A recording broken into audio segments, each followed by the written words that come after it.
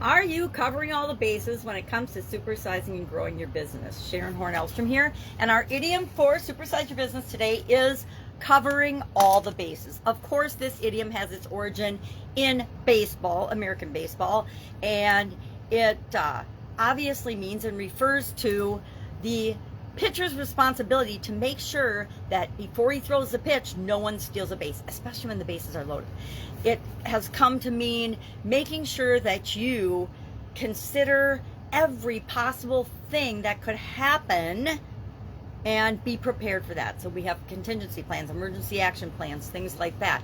Now, I think many of us business owners got a huge wake-up call when the COVID pandemic came into play in 2020, and things that we had never thought of to, at least I had never thought of to include in my emergency action plans and my plans for my businesses immediately became essential and became part of those planning processes. So how do we make sure that we cover all the bases, that we consider everything that could happen, as well as what our customers and our people that we're working with to build and grow and supersize our business would want? How do we cover those things, or as many of those as we choose to? Because the cool thing about having your own business and supersizing it is you get to choose who you want to serve, how you want to serve them, and what services and problems you're going to solve for them. So we cover all the bases with respect to the things that we choose, but we can't possibly ever do everything or consider every possible thing that could happen, because we live in an infinite universe and who knows what's going to happen. I know I personally had not planned for a pandemic and had to respond and react versus having planned that out in the beginning. But what are some ways, I'm going to grab a magnifying glass, we've talked about many of these before, but what are some ways that we can be prepared and make sure that we do cover all the bases, or as many as possible, as we're building and growing and supersizing our business? Number one, we want to hire the right people. We want to team up with, partner with, and bring the right people into our organization in order to make sure that it's not just us covering all the bases, it's us and the team that we build covering the bases and serving the people that we choose to serve to the best of our ability.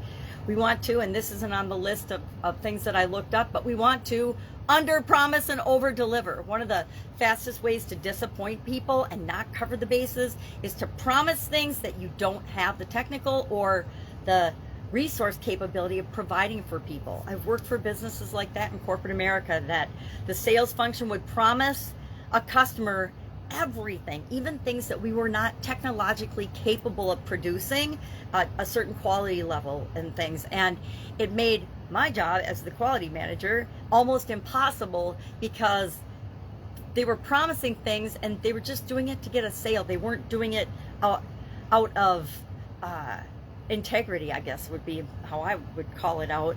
And they ended up costing the company literally millions of dollars because of the promises that they made that we could not deliver upon. We want to focus on established streams of income. We want to make sure that we're building those up, and revenue streams that have proven and solutions that have proven positive for our organization in the past. We want to build on our strengths and minimize our weaknesses, because we all have strengths and we all have weaknesses.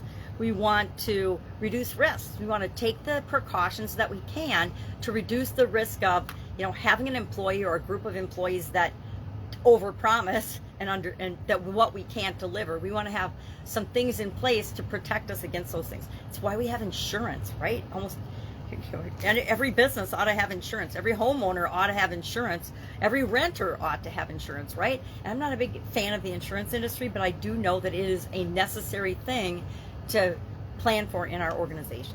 We need to be adaptable. Oh my gosh, if the pandemic hasn't taught us anything, it's that we need to be flexible, open-minded, adaptive, willing to flow and go with the changes that are ever present in our environment and in our world.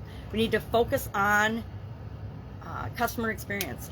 One of the biggest lessons learned for me personally and for other people is that how our customers experience us needs to be positive for them. In every touch point that they have with our business, it has to be positive. I don't know about you, but I've called many a customer service organization or an organization's customer service and been just so frustrated or so disappointed in the way they handled themselves that I didn't want to do business with that organization anymore. We don't ever want that to happen in our business. We want to make sure that the customer experience is a positive one, and we need to actually research and study that and make sure that what we think the customer experience is for our customers is actually the experience that they're getting. Because a lot of times when I work with a company, they are entirely different things. Always think ahead, always plan ahead to the best of our ability. We want to think and plan 10 to 20 years in the future. We want to plan that our business is going to be around for 100 years. And if we act that way and make decisions and choices based on the long-term as well as the short-term needs, we'll always get a better result than if we're just reacting to things. Focus on customer service, boost your customer service. I don't think there are very many companies around today that couldn't improve and do a better job for people by paying attention to their customer service. And there's a lot of ways to do that. Focus on social media. Make sure you have a social media presence. That's what you want to communicate out into the world. Attend networking events. Be involved in your industry and in other industries that might be complementary to yours.